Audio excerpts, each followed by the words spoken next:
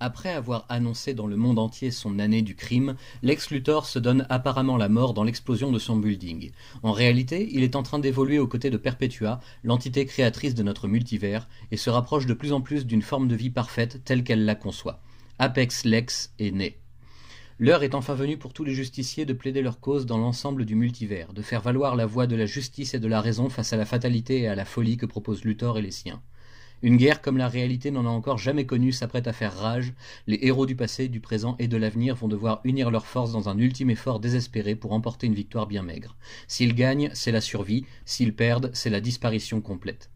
Perpetua regagne peu à peu toutes ses forces et il sera bientôt temps de la confronter directement avant qu'elle ne devienne bien trop puissante pour les héros et les dieux qui se battent côte à côte. Lex semble toujours avoir un coup d'avance sur la Ligue et ses alliés, tout espoir part aussitôt en fumée dès qu'il est formulé, aucun plan de secours ne fonctionne jusqu'au bout. Alors c'est avec l'énergie de la toute dernière fibre de courage et de volonté que les défenseurs de la justice vont lutter sur tous les fronts, à tous les âges, sur Terre et au-delà. Pour le bien de l'ensemble du multivers, il ne peut y avoir de défaite ou de reddition. Ce sera la victoire ou rien. À l'issue de cette terrible guerre, ce sera aux différents peuples pour lesquels se battent les justiciers de choisir en leur âme et conscience la voie qu'ils souhaitent emprunter. Même face à la fatalité incarnée, il reste un espoir, aussi infime soit-il. Mais parfois, malgré toutes les bonnes volontés possibles, il arrive que cela ne suffise pas et qu'il faille tout recommencer. C'est le grand point d'orgue du récit imaginé par Scott Snyder et James Tynion Ford depuis Batman Metal. Aujourd'hui, la Légion Fatale et la Ligue de Justice s'affrontent pour le sort du multivers tout entier. Aujourd'hui, la réalité elle-même est menacée jusque dans ses fondements. Aujourd'hui, enfin, nous saurons vers quel côté de la balance cosmique penchent les cœurs des habitants de tous les mondes. Que dire à part que c'est un récit magnifique de bout en bout, agrémenté de petits interludes dédiés à certains vilains parmi les plus importants.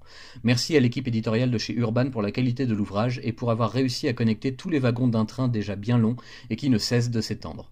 Si la couverture ne vous séduit pas particulièrement, ne vous focalisez pas dessus et savourez plutôt toutes celles présentes dans la galerie bonus en fin d'album, elles valent toutes le coup d'œil.